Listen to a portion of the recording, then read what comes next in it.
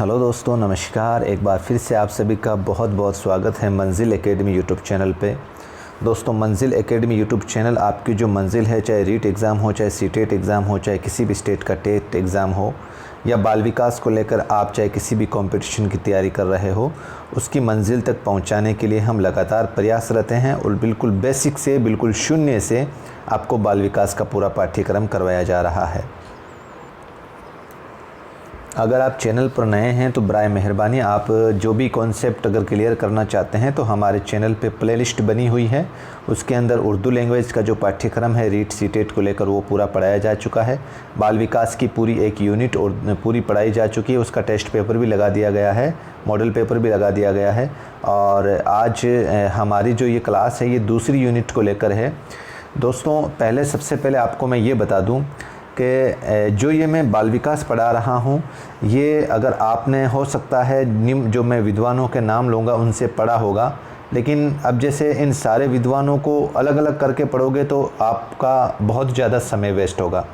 तो आपके लिए मैंने जैसे स्पेशली अगर मैं कहूँ आपको, तो जो उत्कर्ष क्लास है उसके अंदर मलिक सर और RK वैष्णव सर और अंकित सर, इन तीन की फैकल्टी की बाल विकास को मतलब मैं आपको पढ़ा रहा हूँ। और एक RPC GK with Ajay Chaudhary, इनका बाल विकास भी मैं इसमें इंक्लूड कर रहा हूँ। जोधपुर के अंदर एक अभिज्ञान कोचिंग है, उसके एक विद्वान हैं, उनकी भी बाल विकास को मैं इसमें इंक्लूड कर रहा हूँ। कहने का, और जो माध्यमिक शिक्षा बोर्ड की बुक्स है 11th और 12th, उसका मटेरियल, कहने का मतलब अगर या तो आप चाहो तो इनकी आप एक एक करके ख़ुद इनको पढ़ लो, यूट्यूब पे पढ़े होंगे, और या अगर आप चाहते हो कि इन पाँचों छहों को एक जगह अगर हमें कहीं पढ़ना है, तो दोस्तों अगर आपको नहीं भरोसा है तो आप इन विद्वानों के जो पढ़ाया हुआ स्टडी मटेरियल है उनको और मेरे नोट्स से मैच कर लेना, आपको कहीं ना कहीं उसमें देखने को मिल जाएंगे। तो मैंने बहुत मेहनत करके इन पाँचों छहों की जो बाल विकास है उसको पढ़कर मैं आपको पढ़ा रहा हूँ। तो मैं ये चाहता हूँ कि आपको कहीं दूसरी जगह इधर उधर अलग अलग विद्वानों से पढ़कर आपका जो समय है वो मैं बचा सकूँ। तो बिना देर की दोस्तों आज की क्लास शुरू करते हैं। आज की क्लास दोस्तों हमारे बाल विकास को लेकर जो दूसरी यूनिट है अधिगम वाली, उसके अंदर एक बहुत इंपॉर्टेंट टॉपिक है जिसका नाम है अधिगम स्थानांतरण। सबसे पहले अगर हम देखें दोस्तों, अधिगम स्थानांतरण है क्या। अगर हम आसान भाषा में समझें तो यूँ मान लो कि यार कोई भी अध्यापक होगा, जैसे आप भी कल आने वाले समय में मैं दुआ करता हूँ कि अध्यापक बनो। हर अध्यापक ये चाहता है कि यार उसके विद्यार्थी ने जो कुछ भी कक्षा के अंदर तालीम हासिल की है, इल्म हासिल किया है या शिक्षा हासिल की है, और उसके अनुभव को वो प्रतिदिन के जो उसका प्रतिदिन है आने वाला, उसके जीवन की परिस्थितियों में सामना करने में प्रयोग करने के योग्य बन जाए। वो कहने का मतलब स्थानांतरण कब होगा, जब आपने जिस बच्चे को पढ़ाया है और उसी शिक्षा को वो आगे भावी जीवन में अगर प्रयोग में लेगा, तब तो आपका सिखाया हुआ उसके लिए फ़ायदेमंद होगा, कारगर होगा, और उसका अधिक सीखे हुए ज्ञान का स्थानांतरण होगा। तो उससे बोलते हैं अधिगम स्थानांतरण। यानी कि अगर हम समझें कि पहली परिस्थिति में किसी व्यवहार को दूसरी परिस्थिति में उपयोग में लेना ही क्या है दोस्तों, अधिगम स्थानांतरण है। यानी जैसे एक बालक है, पहली बार विद्यालय जाता है तो उसे भाषा के ज्ञान दिया जाता है कि नहीं दिया जाता है। बाद में वह उसी भाषा के ज्ञान के आधार पर अन्य विषय भी पढ़ने लग जाता है। तो ये जो अन्य विषय पढ़ने में भाषा के अधिगम का अंतरण हुआ है, यही अधिगम स्थानांतरण है। सबसे पहले एक विद्यालय में बालक को भाषा का अध्ययन करवाया जाता है, उसके बेस पे वो दूसरे विषय पढ़ने लग जाता है, तो ये उसका क्या है, अधिगम स्थानांतरण है। समझ गए दोस्तों। अब कुछ मनोवैज्ञानिक हैं जिसकी परिभाषा को हम समझते हैं, जिसमें से एक का नाम है कॉल्सनिक। कॉल्सनिक क्या कहते हैं, पहली परिस्थिति में प्राप्त ज्ञान, अभियोग्यता एवं कौशल का दूसरी परिस्थितियों में उपयोग का ही अधिगम अंतरण है। कहने का मतलब आप इसको इस तरीके से समझो, कॉल्सनिक, सैनिक से आप सैनिक याद रख लो। अब सैनिक को अपने ट्रेनिंग के दौरान जो भी ज्ञान की प्राप्ति होती है, जो भी उसके पास योग्यताएं होती है, जो भी वो कौशल सीखता है, वो जब युद्ध के दौरान इस सीखे हुए ज्ञान को दूसरी परिस्थिति में उपयोग करता है तो वो क्या है दोस्तों, अधिगम अंतरण है। तो इस तरीके से इसकी परिभाषा को याद कर लेना। अगला मनोवैज्ञानिक है दोस्तों पीटरसन। पीटरसन अधिगम अंतरण अनुभवों का विनियोग है। दोस्तों आपने अगर सुना होगा, पीटरसन एक इंग्लैंड का बहुत नामी खिलाड़ी था क्रिकेट का, और अब वो उसके जो अनुभव है, उसके जो अनुभव हैं वो मतलब बहुत बेहतरीन खिलाड़ी है और उसके अनुभव को हम जानते हैं। इस तरीके से इसको सेट कर लेना अपने दिमाग में। अधिगम अंतरण अनुभवों का विनियोग है, यानी कि जो हम अनुभव सीखते हैं उसी का ही योग है अधिगम अंतरण। समझ गए दोस्तों? अब हम समझते हैं अधिगम अंतरण के सिद्धांत। अधिगम अंतरण के सिद्धांत बहुत इंपॉर्टेंट है टॉपिक ये क्लास। इसमें से निश्चित रूप से आपको एक सवाल मिलेगा दोस्तों। तो सबसे पहला सिद्धांत है दोस्तों समरूप तत्व अधिगम अंतरण का सिद्धांत। समरूप तत्व अधिगम अंतरण का सिद्धांत। और इसको इस सिद्धांत को जो दिया था वो देने वाले हैं, एक तो है थॉर्नडाइक और दूसरे हैं रूगर। क्या होता है दोस्तों इसके अंदर, यानी कि जब पहली परिस्थिति एवं दूसरी परिस्थिति में समान प्रकार के जब तत्वों की समानता होती है तब वो क्या कहलाता है, समरूप तत्व या अधिगम अंतरण का सिद्धांत कहलाता है। दोस्तों थॉर्नडाइक ये कहते हैं कि जब पहली परिस्थिति एवं दूसरी परिस्थिति में समान प्रकार के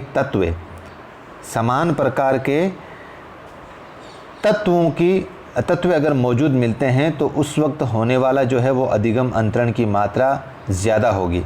जैसे मान लो कि आपके अगर हिंदी का ज्ञान है तो अगर उस हिंदी के ज्ञान को अगर आप संस्कृत भाषा में आप इस्तेमाल करते हो तो उसमें आपके ये जो सीमा है, अधिकतम सीमा, वो आपके उपयोग में आएगी। हिंदी भाषा का जो ज्ञान है दोस्तों वो आपके संस्कृत भाषा में उपयोग में आएगी। दोस्तों थॉर्नडाइक ने क्या किया, 1901 के अंदर छात्रों पर विभिन्न प्रकार के प्रयोग किए। और वो प्रयोग क्या किए थे, जैसे मान लो कि उसने 10 से लेकर 100 वर्ग सेंटीमीटर के कोई आयताकार पिंडों को पहचानने के लिए बच्चों को प्रशिक्षण दिया। 10 से लेकर 100 वर्ग सेंटीमीटर के आयताकार पिंड को लेकर पहचानने का प्रशिक्षण दिया। 10 से लेकर 100 तक, ध्यान से समझना दोस्तों। 1901 के अंदर थॉर्नडाइक ने ये प्रशिक्षण दिया था बच्चों को। और फिर इसको आगे बढ़ाते हुए देखो 100 से आगे उसने क्या किया, 150 से 300 वर्ग सेंटीमीटर के आयत पिंडों को पहचानने के अंतरण में सिर्फ 33% ही बालक ऐसे थे जो 150 से 300 वर्ग सेंटीमीटर के आयत पिंडों को पहचान पाए थे। यानी कि जो बच्चे 10 से लेकर 100 वर्ग सेंटीमीटर आयताकार पिंडों को प्रशिक्षण लिया था उनमें से 33% ऐसे बच्चे थे जो 150 से लेकर 300 वर्ग सेंटीमीटर आयताकार पिंडों को पहचानने लग गए थे। यानी कि कहने का मतलब, अगर आपके पास संस्कृत का ज्ञान है तो आपको वो संस्कृत का ज्ञान इतिहास को सीखने में भी सहायता मिलती है, क्योंकि हमारा प्राचीन इतिहास आपने देखा होगा संस्कृत भाषा में भी लिखा हुआ मिलेगा आपको। समझ में आ गया दोस्तों पहला सिद्धांत। अगला सिद्धांत है दोस्तों सामान्यीकरण का अधिगम अंतरणीय सिद्धांत।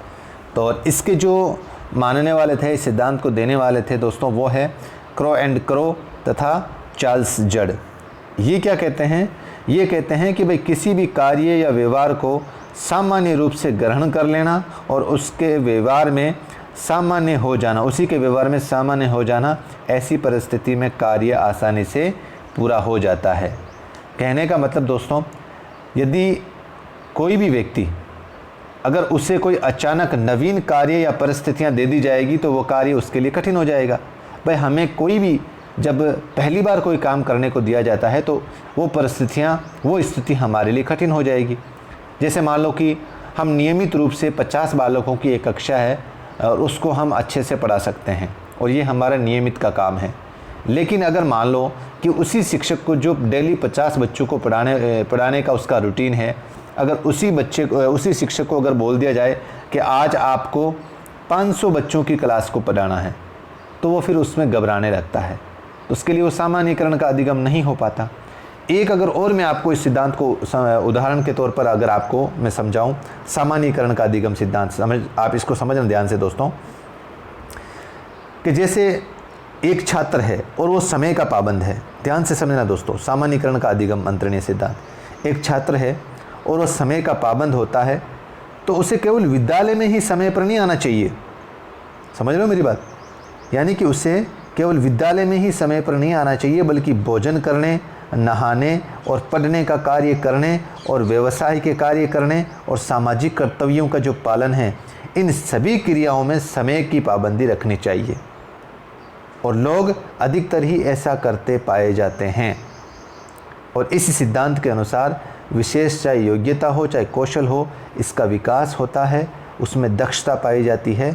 और इसीलिए इसी सिद्धांत को क्रो एंड क्रो का मानना था कि सामान्यीकरण का अधिगम अंतरणीय सिद्धांत के अंदर अगर किसी कार्य या व्यवहार को सामान्य रूप से ग्रहण कर लेता है और फिर उसको उसी के व्यवहार में सामान्य हो जाना, ऐसी परिस्थिति में कार्य आसानी से पूरा हो जाता है। समझ गए दोस्तों? दोस्तों अगला सिद्धांत है द्विकारक अधिगम अंतरण का सिद्धांत, और ये है स्पीयरमैन का। दोस्तों स्पीयरमैन ने, आपको याद हो तो, थोड़ा बहुत अगर पढ़ा हो तो, बुद्धि का एक सिद्धांत दिया था, बुद्धि का एक सिद्धांत दिया था। और उसी बुद्धि के सिद्धांत के अनुसार उन्होंने अधिगम अंतरण के लिए द्विकारक सिद्धांत दिया था, द्विकारक सिद्धांत दिया था। इस सिद्धांत के अनुसार जब भी व्यक्ति किसी जानकारी को प्राप्त करता है ना, तो वो बुद्धि का विशिष्ट खंड, जिसको एस्क कारक बोलते हैं हम, वो सहयोग करता है। जब भी कोई भी व्यक्ति किसी जानकारी को प्रयोग करता है तो उसमें उसकी बुद्धि का कौन सा कारक या खंड काम करता है, सहयोग करता है दोस्तों? एस कारक। कौन सा काम करता है? एस कारक। कब करता है? जब किसी भी जानकारी को वो प्राप्त करता है। और यदि वे प्राप्त ज्ञान को उपयोग में लेता है तो वहाँ सामान्य कारक उसका योगदान देता है। ध्यान से समझो दोस्तों, जिसे जी कारक बोलते हैं। जब स्पीयरमैन ने बुद्धि को लेकर सिद्धांत दिया था तो उसके अंदर उसका ये मानना था कि कोई भी इंसान जब किसी ज्ञान को पहली बार प्राप्त करता है तो उस प्राप्त करने में जो सहयोग करता है वो एस कारक करता है। और जब उस प्राप्त ज्ञान के बेस पर उसी ज्ञान को वो प्रयोग में लेता है, उपयोग में लेता है, तो उस टाइम उसका कौन सा कारक मदद करता है? जी कारक, जिसे सामान्य कारक भी बोलते हैं। समझ में आ गया दोस्तों ये? चलो आगे बढ़ते हैं। दोस्तों इसके अंदर एक बात और याद रख लेना आप द्विकारक सिद्धांत के अंदर, यानी कि इसके अनुसार जो अपने स्पीयरमैन हैं उनका ये मानना है कि जो विशिष्ट योग्यता होती है, जिसे हम जी कारक बोलते हैं, उसका स्थानांतरण नहीं होता है, केवल सामान्य योग्यता का ही स्थानांतरण होता है। और इस प्रकार उन्होंने स्थानांतरण का जो आधार है वो बुद्धि को बताया है। ठीक है दोस्तों, अगला सिद्धांत है हमें पढ़ना जो है वो है समग्रता का अधिगम अंतरण का सिद्धांत, और जिसके प्रतिपादक हैं दोस्तों कोहलर। यानी कि कोहलर क्या कहते हैं दोस्तों? कोहलर के द्वारा जो ये सिद्धांत दिया गया है, इसमें स्पष्ट किया गया है कि कोई भी बालक हो या व्यक्ति हो, जब पहली परिस्थिति में किसी ज्ञान को प्राप्त करता है या समझता है, तो उसका दूसरी परिस्थिति में उपयोग करना चाहता है अगर वो बालक, तो पहली आवश्यकता ये है कि ज्ञान उसमें पूर्ण हो और साथ ही उस ज्ञान को अगली परिस्थिति में उपयोग लाने के लिए उसमें सूझ होनी चाहिए। दोस्तों आपने अगर थोड़ा बहुत पढ़ा हो तो जो गेस्टाल्ट थ्योरी है, गेस्टाल्ट थ्योरी जो पूर्णता पर बल देता है, जो समग्रता पर बल देता है, इसको हम आगे पढ़ेंगे। उसके अंदर यही है कि बालक का ज्ञान तभी पूर्ण माना जाएगा जब उसमें सूझ उत्पन्न हो। समझ में आ गया दोस्तों? यानी कि कहने का मतलब उसके अंदर सबसे पहली इनके सिद्धांत की जो आवश्यकता है वो क्या है? किसी भी व्यक्ति और बालक के अंदर सबसे पहली आवश्यकता है उसके अंदर ज्ञान जो है वो पूर्ण हो या समग्रता हो उसके ज्ञान की, और फिर उस ज्ञान के पूर्ण होने के बाद में उसको जो उपयोग है, उस उपयोग करने में भी उसके अंदर सूझ का निर्माण ज़रूरी हो। तब वो सिद्धांत कौन सा कहलाता है दोस्तों? समग्रता का सिद्धांत। अगला सिद्धांत है दोस्तों मूल्यों के अभिज्ञान का सिद्धांत।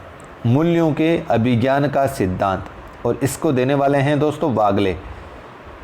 यानी कि मूल्यों से आप यूँ समझ दो दोस्तों, गुण होते हैं ना, गुण, व्यक्ति के गुण, और एक तो गुण होते हैं और एक आदर्श गुण होते हैं। अभिज्ञान का मतलब आप आदर्श गुण समझ लो। यानी कि आदर्श गुणों का अंतरण आसानी से हो जाता है दोस्तों। यहाँ पर वागले का ये मानना है कि व्यक्ति के गुणों में से कुछ गुण ऐसे होते हैं जो उसके आदर्श गुण बन जाते हैं। कोई भी गुण, किसी भी इंसान के अंदर कुछ गुण ऐसे होते हैं जो उसके लिए आदर्श बन जाते हैं, और केवल आदर्श गुणों का ही दोस्तों स्थानांतरण या अंतरण आसानी से हो सकता है। जैसे मैं आपको एक एग्जाम्पल दूँ, जैसे एक शिक्षक है, अगर वो नियमित रूप से गणित विषय को पढ़ाता है, इसको ध्यान से समझना दोस्तों, मूल्यों के अभिज्ञान का सिद्धांत। मूल्यों का मतलब आप गुण समझ लो, अभिज्ञान का मतलब आदर्श गुण समझ लो। तो जैसे एक शिक्षक है नियमित रूप से गणित विषय का शिक्षण कराता है या पढ़ाता है, वो यदि वे शिक्षक बालकों को गणित ही पढ़ाएगा, परंतु यदि वे बालकों को सामाजिक विज्ञान पढ़ाना शुरू कर दे तो बालक उससे सीखना पसंद करेंगे या नहीं करेंगे, आप ही बताओ। हो सकता है कुछ बालक कर जाएं, लेकिन उतना बढ़िया तरीके से वो अपना आदर्श गुण स्थापित नहीं कर पाता जितना वो गणित विषय को पढ़ाते वक्त करता है। समझे दोस्तों? तो दोस्तों इस प्रकार से जो वागले थे उन्होंने उनका ये मानना था कि जो भाई आदर्श गुण होते हैं उनका अंतरण आसानी से हो जाता है। जैसे इसका मैंने एग्जाम्पल आपको बता दिया है। जैसे अगर कोई शिक्षक जो है वो लगातार मैथ्स या गणित पढ़ा रहा है, अगर उसके इसी गुण को अगर आप दूसरी जगह काम में लोगे तो उसका वो आसानी से उसका अंतरण कर सकता है। तो अधिगम अंतरण के इस सिद्धांतों की थ्योरी को समझने के बाद में हम ये कह सकते हैं कि जो कुछ सीखा जाए या अनुभव किया जाए या उसका स्थान बदल दिया जाए, अर्थात एक स्थान से एक क्षेत्र से दूसरे में प्रयोग करना ही अधिगम स्थानांतरण है। इसको समझ गए दोस्तों? जो कुछ सीखा जाए, अनुभव किया जाए, उसका स्थान बदल दिया जाए, अर्थात एक स्थान से या एक क्षेत्र से दूसरे में प्रयोग करना ही वो क्या है? अधिगम स्थानांतरण है। ठीक है दोस्तों। अब दोस्तों आज का एक और टॉपिक है हमारे अधिगम स्थानांतरण को लेकर, वो है दोस्तों अधिगम अंतरण के प्रकार या अधिगम स्थानांतरण के प्रकार। तो इसको हमने 3 भागों में बांटा है दोस्तों। एक होता है सकारात्मक जिसको धनात्मक भी बोलते हैं, दूसरा है नकारात्मक जिसको ऋणात्मक भी बोलते हैं, और तीसरा प्रकार है दोस्तों शून्य अधिगम या अंतरण। तो एक एक करके इसको समझते हैं हम। बड़े ही अच्छे एग्जाम्पल के माध्यम से मैं समझाने की कोशिश करूंगा दोस्तों, दोबारा आपको पढ़ने की ज़रूरत नहीं होगी ये अधिगम स्थानांतरण के प्रकारों को। तो पहला प्रकार है दोस्तों सकारात्मक या जिसको अपन धनात्मक अंतरण बोलते हैं। इसका मतलब क्या होता है दोस्तों? पहली परिस्थिति का ज्ञान दूसरी परिस्थिति के उपयोग में सहायक हो या उपयोगी हो तो वो क्या होगा दोस्तों? सकारात्मक या धनात्मक अंतरण होगा। कहने का मतलब दोस्तों, जब भी कोई व्यक्ति पहली परिस्थिति के अंदर कोई ज्ञान को प्राप्त करता है या उपयोगिता को हासिल करता है तो उसी ज्ञान को दूसरी परिस्थिति में उपयोग में लाता है और वो ज्ञान दूसरी परिस्थितियों के कार्य को करते समय उसके लिए उपयोगी साबित होती है या सहयोग करती है, तो दोस्तों वो उसका धनात्मक या सकारात्मक अधिगम अंतरण कहलाता है। कहने का मतलब दोस्तों, जैसे मैं आपको एग्जाम्पल दूँ यहाँ पर, जैसे मैंने एक ही लिखा है साइकिल से मोटरसाइकिल। तो यहाँ पर पहली परिस्थिति का आपका ज्ञान है वो दोस्तों साइकिल है, और इस साइकिल के ज्ञान को अगर आप दूसरी परिस्थिति में काम ले रहे हो और उसके में अगर आपके लिए उपयोगी है तो वो आपके धनात्मक या सकारात्मक अंतरण है। क्योंकि साइकिल का सीखा हुआ ज्ञान आपके जो बाइक चला रहे हो उसके अंदर निश्चित रूप से काम आएगा दोस्तों। ये आपके प्रैक्टिकल है, ये आपके डेमो है। इसी तरीके से दोस्तों जैसे कोई क्रिकेट खेला हुआ है, उस क्रिकेट का जो ज्ञान है वो उसके बेसबॉल होता है ना, बेसबॉल दोस्तों एक गेम होता है बेसबॉल, उसके सीखने में या उसमें उस गेम में इसका क्रिकेट का उसको फ़ायदा मिलेगा। इसी तरीके से दोस्तों जैसे कंप्यूटर मोबाइल है, आप सब मोबाइल चलाते हैं और पहले आपको कंप्यूटर में अगर बिल्कुल भी नहीं आता था ना, अब आप जैसे मान लो कि अगर मोबाइल चला रहे हो 1-1.5 साल से 2 साल से, अब आप अगर किसी भी कंप्यूटर को चलाने बैठोगे तो काफ़ी हद तक आपके ये मोबाइल वाला ज्ञान जो है वो कंप्यूटर चलाने में आपके लिए उपयोगी साबित होगा। समझ गए दोस्तों? तो इस तरीके से अगर पहली परिस्थिति का ज्ञान अगर आपकी दूसरी परिस्थिति में काम आ रहा है या उपयोगी साबित हो रहा है तो वहाँ पर अधिगम का कौन सा अंतरण होगा दोस्तों? सकारात्मक या धनात्मक। समझ गए दोस्तों? अगला है दोस्तों नकारात्मक या ऋणात्मक अंतरण। पहली परिस्थिति का ज्ञान दूसरी परिस्थिति की ज्ञान प्राप्ति में कठिनाई उत्पन्न करे या बाधा पैदा करे तो वहाँ पर कौन सा अधिगम होगा दोस्तों? नकारात्मक या ऋणात्मक अधिगम अंतरण होगा। यानी कि जो हमने सकारात्मक पढ़ा है दोस्तों उसमें तो उसका उल्टा है, ये उसके अंदर तो पहली परिस्थिति का ज्ञान दूसरी परिस्थिति में उपयोगी साबित होता है, लेकिन यहाँ पर पहली परिस्थिति का ज्ञान दूसरी परिस्थिति के अंदर कठिनाई उत्पन्न करता है। जैसे अगर मैं आपको एग्जांपल दूँ, जैसे आप अगर लगातार कोई पुराने जूते पहन रहे हो और उसके बाद में आपने देखा होगा जब हम कोई अचानक नए जूते या नई चप्पल पहनते हैं तो 1-2 दिन 2-4 दिन या 5-7 दिन हमारे पैरों के अंदर थोड़ा सा दर्द रहेगा। तो वो दोस्तों यहाँ पर कौन सा अंतरण हो रहा है? हमारे नकारात्मक हो रहा है। इसी तरीके से जैसे मान लो कि आप खुद प्रैक्टिकल करके देख लेना, जो लगातार कई सालों से बाइक चला रहे हैं और अब अचानक उसको बाइक जो चला रहा है उसको एक दिन आप स्कूटी दे दोगे चलाने के लिए, तो उस स्कूटी को चलाने के अंदर कहीं ना कहीं इतना कंफर्टेबल महसूस नहीं करेगा जितना वो बाइक चलाते वक्त महसूस करेगा। क्योंकि अटपटा लगेगा उसको बिल्कुल भी। और इसी तरीके से जैसे मान लो कि आपने देखा होगा ड्राइविंग अगर किसी को आती है, तो भारत में अगर कोई ड्राइविंग करके जा रहा है और उसमें जो खाड़ी देश है, अरब देश है, अगर उसमें उसको ड्राइविंग करवा दी जाएगी तो उसमें थोड़ी सी काफ़ी दिनों तक उसमें मुश्किल रहेगी। और वो इसलिए रहेगी, जैसे भारत के अंदर जो स्टीयरिंग वगैरह होते हैं, ड्राइवर की सीट होती है वो इस साइड होती है, लेकिन अरब के देशों में दोस्तों इस साइड होती है। समझ गए दोस्तों। इसी तरीके से अधिगम अंतरण की एक समस्या या कठिनाई या बाधा और देखें तो जो खिलाड़ी लगातार क्रिकेट खेल रहा है, अगर आप उसको फुटबॉल के ग्राउंड में उतार दोगे तो क्रिकेट का जो ज्ञान है वो पहली परिस्थिति वाला ज्ञान है वो बेसबॉल गेम में तो उपयोगी सिद्ध होगा, लेकिन अगर आप फुटबॉल में उसको खिलाओगे तो उसके लिए वो कठिनाई या बाधा पैदा करेगा, क्योंकि फुटबॉल के रूल्स एंड रेगुलेशन सारे अलग होते हैं और उसके अंदर 90 मिनट तक सिर्फ दौड़ना ही दौड़ना होता है। ठीक है दोस्तों। तीसरा दोस्तों इसका प्रकार है अपने अधिगम अंतरण का शून्य अधिगम अंतरण। ये क्या होता है? यानी कि पहली परिस्थिति में प्राप्त ज्ञान या अभियोग्यता का दूसरी परिस्थिति में कार्य करते समय कोई प्रभाव नहीं पड़ता है। कहने का मतलब इन तीनों को दोस्तों आप अपने एक डायग्राम में सेट करो। धनात्मक में पहली परिस्थिति का ज्ञान जो होता है वो दूसरी परिस्थिति में उपयोगी साबित होता है। ऋणात्मक अंतरण में पहली परिस्थिति का ज्ञान जो है वो दूसरी परिस्थिति में बाधा उत्पन्न करता है। और शून्य अधिगम अंतरण में दोस्तों जो पहली परिस्थिति का सीखा हुआ ज्ञान है वो ना तो उपयोगी साबित होता है और ना ही कोई बाधा पैदा करता है। कहने का मतलब जैसा है वो ना तो कोई नुकसान पैदा करेगा और ना ही अपने किसी की बाधा पे अपने फ़ायदा पहुंचाएगा। जैसे यानी कि पहली परिस्थिति में प्राप्त ज्ञान या अभियोग्यता का दूसरी परिस्थिति में कार्य करते समय कोई प्रभाव नहीं पड़ता, बिल्कुल भी प्रभाव नहीं पड़ेगा। जैसे मैं आपको दोस्तों एग्जाम्पल दूँ, अगर आपको कबीर का दोहा याद करना है और उसके बाद में अगर आपको रहीम का दोहा याद करवा दिया जाए तो आपको इसमें कौन सी बाधा उत्पन्न होगी या कौन सा आपके इसमें उपयोग होगा? पहली परिस्थिति का ज्ञान, कोई प्रभाव नहीं पड़ रहा है यहाँ पर। इसी तरीके से जैसे मान लो कि अगर आप गणित विषय आप अगर पढ़ रहे हो या पढ़ा रहे हो और गणित विषय को जो सीखा हुआ ज्ञान है वो अगर आप अंग्रेज़ी विषय सीखना चाहते हो तो उसमें कोई फ़ायदेमंद साबित थोड़ी होगा या कोई नुकसान थोड़ी होगा इससे, है कि नहीं। इसी तरीके से जैसे मान लो कि कोई पंडित का काम करता है, तो पंडित जी का कोई काम करने वाला अगर कोई बंदा है तो वो अगर वही दूसरी जगह दूसरी स्थिति में या दूसरी परिस्थिति में मान लो कि कोई मैकेनिक का काम कर रहा है वही पंडित, तो उसके इस मैकेनिक वाले कार्य से इस पंडित वाले कार्य पर कोई प्रभाव थोड़ी पड़ता है, नहीं पड़ता ना दोस्तों। इस तरीके से दोस्तों एक डायग्राम के अंदर इसको सेट करें आप अधिगम के तीनों अंतरण को। ठीक है दोस्तों। अधिगम के अंतरण के अगर हम देखें दोस्तों, इसमें अधिगम अंतरण का महत्व क्या है आखिर, ये भी तो जानना ज़रूरी है। हमने इसको डिवाइड तो कर दिया, इसका महत्व क्या है? तो दोस्तों इसका पहला महत्व है अंतर्दृष्टि। यानी कि दोस्तों अधिगम में स्थानांतरण का महत्व इस दृष्टि से लगाया जाता है कि इससे विद्यार्थियों में अंतर्दृष्टि का विकास होता है। यानी कि एक चीज़ जो सीखी हुई है उसके ज्ञान को या उस विषय में स्थानांतरित करने से विद्यार्थियों की अंतर्दृष्टि विकसित होती है। कहने का मतलब दोस्तों यानी कि वे समान परिस्थिति में भली प्रकार से स्थानांतरित कर पाता है। अगर कोई एक विषय की सीखी हुई सामग्री है या विषय वस्तु है या ज्ञान है, उसको वो दोस्तों दूसरी विषय वस्तु के अंदर अगर इस्तेमाल करता है, उपयोग में करता है, तो उसके अंदर अंतर्दृष्टि विकसित होती है। दूसरा महत्व है दोस्तों सामान्यीकरण का। सामान्यीकरण का मतलब ये होता है दोस्तों अधिगम में स्थानांतरण का इस दृष्टि से भी महत्व माना जाता है कि भाई जो विद्यार्थी है वो सामान्यीकरण कर पाता है। कैसे?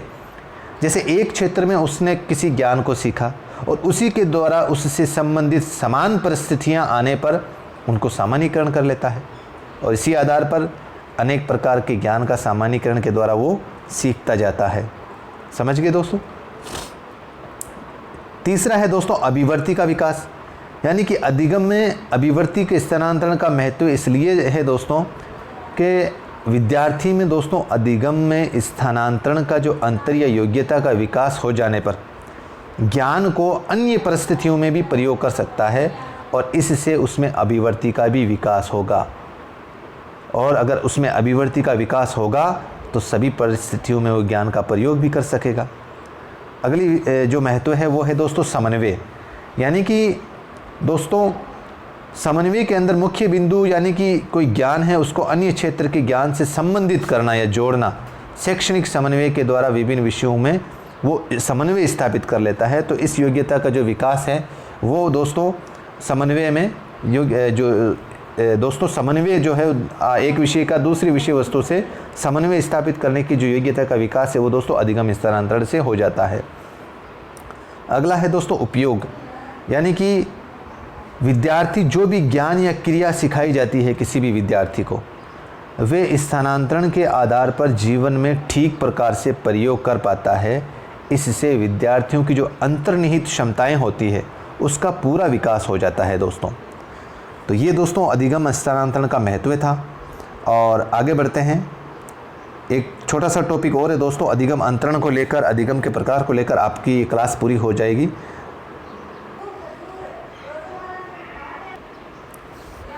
दोस्तों आज एक टॉपिक और बचता है और आप पीछे के पेपर उठा के देख लेना। इस विषय से इस जो टॉपिक अभी आपको मैं और पढ़ा रहा हूँ इसमें से कई बार सवाल पुटअप हो जाता है। तो दोस्तों सबसे पहले अधिगम के निहितार्थ या जिसको अपन बोलते हैं संप्रत्यय या इंग्लिश में इसको बोलते हैं कॉन्सेप्ट, यानी कि दोस्तों इसको देने वाले हैं वो हैं विलियम जेम्स जो कि अमेरिका के थे। उन्होंने 1890 में इनकी एक पुस्तक है और उस पुस्तक का नाम है द प्रिंसिपल ऑफ साइकोलॉजी। दोस्तों बहुत इंपॉर्टेंट है, ये सवाल में पूछा गया है दोस्तों इस बुक्स को। तो ये मतलब विलियम जेम्स जो मनोवैज्ञानिक है अमेरिका के, उन्होंने अपनी पुस्तक है द प्रिंसिपल ऑफ साइकोलॉजी जिसमें मनोविज्ञान के उदाहरणों में 5 प्रकार के संप्रत्ययों का उल्लेख किया है दोस्तों। मनोविज्ञान की अवधारणा नहीं है दोस्तों, यहाँ पर मनोविज्ञान के सिद्धांत हैं, मनोविज्ञान के सिद्धांत। विलियम मैकडूगल की है दोस्तों वो तो मनोविज्ञान की अवधारणा बुक्स, ठीक है दोस्तों। तो इसमें 5 प्रकार के संप्रत्ययों का उन्होंने उल्लेख किया है दोस्तों। सबसे पहले तो हमें ये समझना है, इसके अंदर सबसे पहले हमें ये समझना है दोस्तों, संप्रत्यय जो इसमें नाम आया, कहने का मतलब ये जो संप्रत्यय या प्रत्यय कहते किसे हैं, संप्रत्यय या प्रत्यय कहते किसे हैं, यानी कि कॉन्सेप्ट या कोई विचार, कोई भी विचार है दोस्तों वो क्या है, प्रत्यय है। कहने का मतलब दोस्तों प्रत्यय का अभिप्राय है जो है वो विचार से लिया जाता है। किससे लिया जाता है दोस्तों, विचार से लिया जाता है। तथा विचार वह शक्ति है, ध्यान से समझना दोस्तों, विचार वह शक्ति है जो हमें किसी भी कार्य के प्रति करने के लिए प्रेरित करती है। किसी भी कार्य को करने के लिए प्रेरित करती है वो क्या है, विचार। यानी कि कार्य करने के लिए अगर आगे बढ़ाने का कोई काम करते हैं तो वो है हमारे विचार। सामान्यतः दोस्तों जो कार्य व्यवहार में सत्य या वास्तविक विचारों का योगदान हमेशा होता है, हमारे जो कार्य का व्यवहार है उसके अंदर सत्य या वास्तविक विचारों का योगदान हमेशा होता है, जिन्हें हम क्या कहते हैं दोस्तों, जिन्हें हम संप्रत्यय कहते हैं, जिन्हें हम संप्रत्यय कहते हैं। समझ गए दोस्तों। कहने का मतलब जो भी हमारे विचार हैं और उन विचारों के बेस पर हम कोई कार्य करते हैं और वो कार्य अगर सत्य हैं या वास्तविक हैं तो वो क्या है दोस्तों, वो संप्रत्यय हैं। अब हम समझते हैं आत्म संप्रत्यय।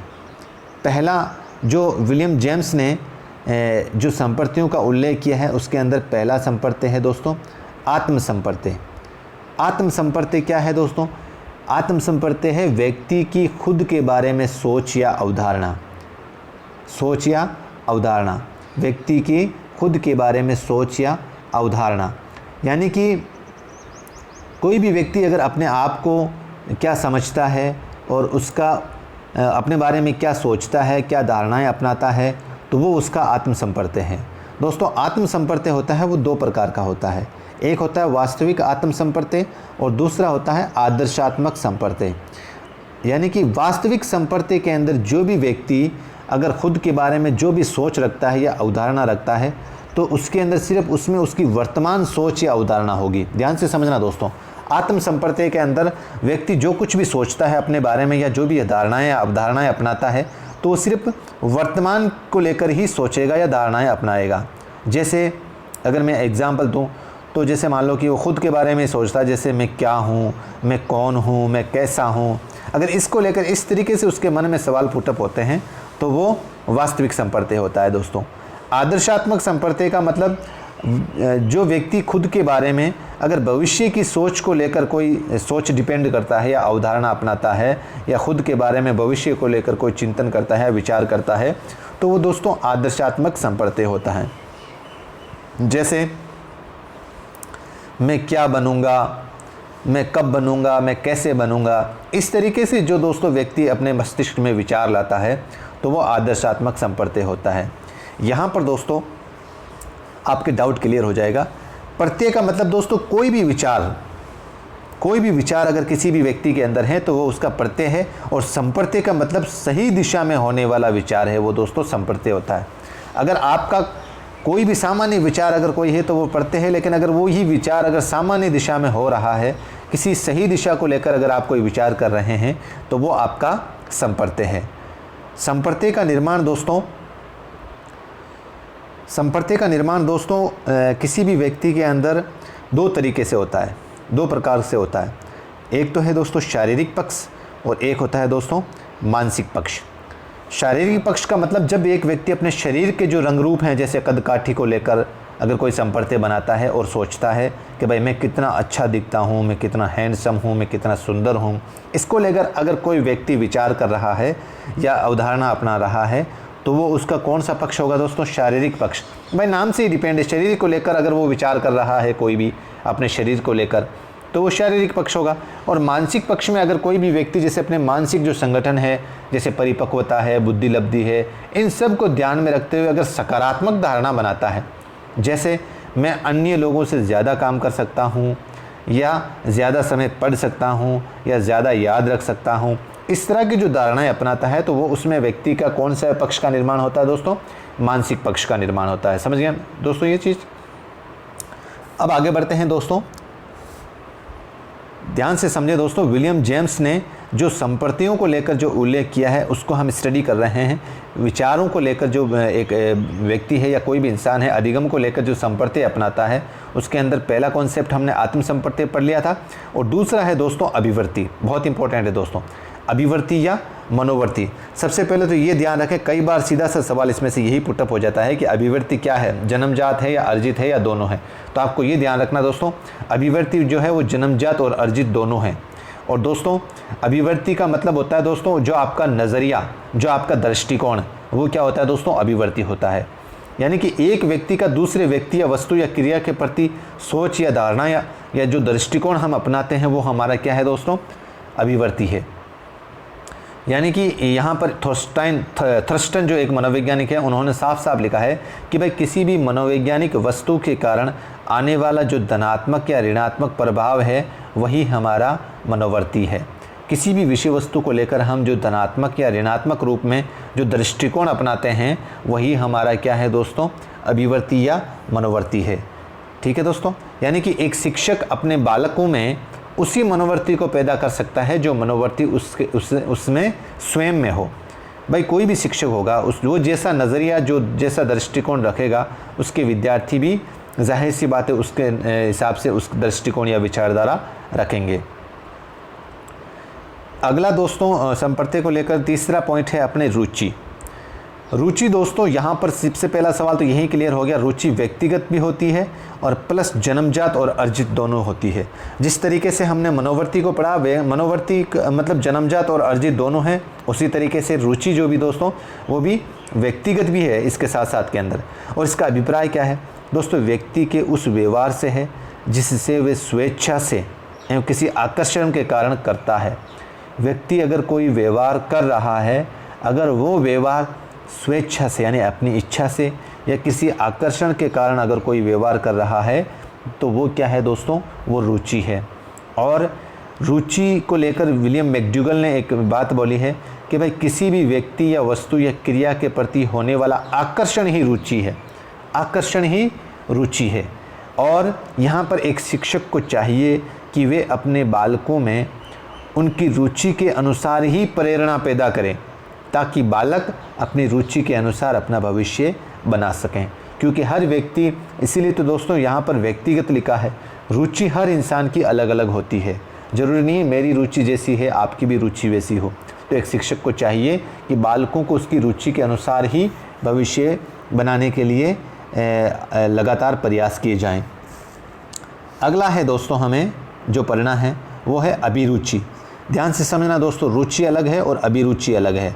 अभिरुचि या अभियोग्यता या अभिक्षमता एक ही बात है दोस्तों। चाहे आपकी अभिरुचि आ जाए, चाहे अभिक्षमता आ जाए, चाहे अभियोग्यता आ जाए। यहाँ पर दोस्तों ये अभिरुचि भी जन्मजात और अर्जित दोनों होती है, जन्मजात और अर्जित दोनों होती है।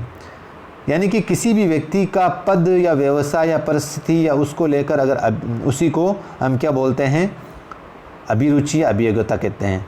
कहने का मतलब किसी भी व्यक्ति का पद, व्यवसाय या परिस्थिति उस जिसको आप पद बोल सकते हो, उसकी अभिरुचि, जो भी उसकी अभिरुचि, अभियोग्यता, अभिक्षमता है, उसे हम क्या बोलेंगे, अभिरुचि, अभिक्षमता है। जैसे एग्जाम्पल दूँ आपको, डॉक्टर, वकील, शिक्षक। यानी कि दोस्तों अभिरुचि रुचि का भविष्य माना जाता है। ध्यान से समझना, अभिरुचि तो क्या थी दोस्तों, किसी आकर्षण को लेकर कोई कार्य करना, किसी चीज़ या वस्तु या क्रिया के आकर्षण को लेकर कोई क्रिया करना। अब अभिरुचि के अंदर क्या होता है दोस्तों, जिस विषय वस्तु के प्रति आप आकर्षित हो रहे हो और उसके हिसाब से अगर आप अभिरुचि पैदा कर रहे हो तो वो आपका भविष्य है। रुचि कहने का मतलब अभिरुचि रुचि का भविष्य माना जाता है, अर्थात अभिरुचि भी इसीलिए तो जन्मजात और अर्जित है। जैसे हम एग्जाम्पलों के माध्यम से समझते हैं, अभिरुचि के कुछ प्रकार हैं, क्योंकि भविष्य कैसे होगा। जैसे मान लो कि आप आकर्षित किसकी तरफ हो रहे हो, अगर आप मान लो कि कोई मैकेनिकल इंजीनियर बनना चाहते हो और आपकी रुचि क्या है, आपका आकर्षण पैदा किस में हो रहा है, टेक्निकल लाइन में, तो अब आपका भविष्य क्या होगा, इंजीनियर बनना। तो आप टेक्निकल जो रुचि अपना रहे हो और अगर आप इंजीनियर बन जाते हो तो ये इंजीनियर आपकी क्या है दोस्तों, अभिरुचि है। आपका जो पद है, आपकी जो स्थिति है किसी पद को लेकर, वो आपकी क्या है दोस्तों, अभिरुचि है। जैसे यांत्रिक अभिरुचि के अंदर कौन कौन से व्यक्ति शामिल हो सकते हैं, जिसके अंदर यांत्रिक अभिरुचि पाई जाएगी, तो वो है इंजीनियर में, मिस्त्री में, चालक में। ठीक है। कलात्मक अभिरुचि के अंदर चित्रकार, मूर्तिकार, संगीतकार। शैक्षणिक अभिरुचि में शिक्षक, विद्यार्थी, लेखक और पत्रकार। संवेदनात्मक अभिरुचि में डॉक्टर, पुलिस, सेना और वकील। सामाजिक अभिरुचि में समाज सेवी, राजनेता और समाज सुधार। इनमें से दोस्तों आपको, मुझे नहीं लगता कोई मुश्किल है, क्योंकि बिल्कुल इनके कॉन्सेप्ट से जुड़े हुए हैं एग्जाम्पल। अगर फिर भी कोई डाउट हो तो एक बार इसको ज़रूर देखें। और पांचवा जो अंतिम संप्रत्यय है दोस्तों, वो है दोस्तों आदत। वो क्या है, आदत। यानी कि किसी कार्य को बार बार करने से वे स्वभाव में आ जाता है। किसी भी कार्य को अगर हम बार बार करते हैं उस कार्य को, तो वो कार्य हमारे स्वभाव में आ जाता है और स्वभाव में आने के कारण वह सरल बन जाता है, और इसे ही आदत कहते हैं। ध्यान से समझना दोस्तों। निश्चित रूप से दोस्तों इसमें आपको एक सवाल पुटअप होगा, क्योंकि अभिवर्ती, रुचि, आदत और संप्रत्यय में चारों ऑप्शन में हम इस तरीके से कन्फ्यूज़ हो जाते हैं कि हमें आते हुए भी वो सवाल गलत करते हैं। इसलिए इसको समझो दोस्तों, यानी कि किसी भी कार्य को करने से वो कार्य हमारे स्वभाव में आ जाता है और स्वभाव में आने के कारण वह सरल बन जाता है, इसे हम आदत कहते हैं। अर्थात आदत कार्यों को सरल बनाने वाला व्यवहार है। गेरेट महोदय हैं, उन्होंने लिखा है कि आदत उस व्यवहार को दिया जाने वाला नाम है जो इतनी अधिक बार दोहराया जाता है कि यंत्रवत हो जाता है। यानी कि जिस तरीके से कोई यांत्रिक ऊर्जा काम कर रही हो ना, उस तरीके से वो काम हमारे आदत में आ जाता है। रायबरन महोदय ने भी लिखा है कि सीखना आदतों के निर्माण की प्रक्रिया है। सीखना आदतों के निर्माण की प्रक्रिया है। वैलेंटाइन जो महोदय हैं, उन्होंने आदत के 7 प्रकार बताए हैं। भाई किस किस तरह की व्यक्ति के अंदर आदतें पाई जाती है। जैसे यांत्रिक आदत को आप यूँ समझो कि जैसे मान लो कि कपड़ों के बटन बंद करना है, या जूतों की डोरी बांधना है, या टाई बांधना है, ये सब किस में आ गया दोस्तों, आपके यांत्रिक आदतों में आ गया। और शारीरिक अभिलाषा संबंधी आदतें कौन कौन सी आपकी होगी, शारीरिक अभिलाषा संबंधी, जैसे चाय पीना, शराब पीना, धूम्रपान करना, मतलब सीधा शरीर के ऊपर जो चीज़ें असर डालने वाली आदतें हो ना दोस्तों। आप ये मत समझना कि भाई जब हम कपड़े के बटन बंद करते हैं तो उसमें हमारे काम तो शरीर की क्रियाएं, शरीर के अंग करते हैं ना, लेकिन दोस्तों उसका संबंध शरीर के बाहर वस्तु हैं उनसे जुड़ा हुआ रहता है। अब आप चाय पी रहे हो, या कोई शराब पी रहे हो, या धूम्रपान कर रहे हो, जो भी चीज़ें हैं वो आपके शरीर के अंदर जा रही है, तो ये आपकी कौन सी आदतें होगी, शारीरिक अभिलाषा संबंधी आदतें होगी। नाड़ी तंत्र संबंधी आदतें, जैसे मान लो कि आप पैर पे पैर रखते हो, या खाली बैठे पैर हिलाते हो, या नाखून को दांत से चबाते हो, या मुंह में पेन चबाते हो, ये सब नाड़ी तंत्र संबंधी दोष पाए जाते हैं दोस्तों। भाषा संबंधी आदतें कौन कौन सी होती हैं, जैसे आप भाषा संबंधी जो आदतें होती हैं, जैसे असली ये शब्द है, ये है जनता, लेकिन हम क्या बोलते हैं, जनता। हम क्या बोलते हैं, यही बोलते हैं ना, जनता। इसी तरीके से जैसे मान लो कि पृथ्वी, उसको अपन बोलते हैं पृथ्वी।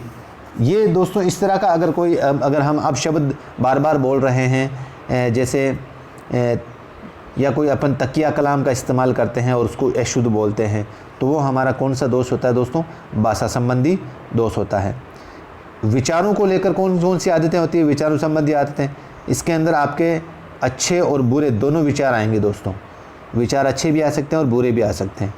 नैतिक आदतों का मतलब होता है दोस्तों, जैसे बड़ों का सम्मान करना, बड़ों का कहना मानना, ठीक है दोस्तों।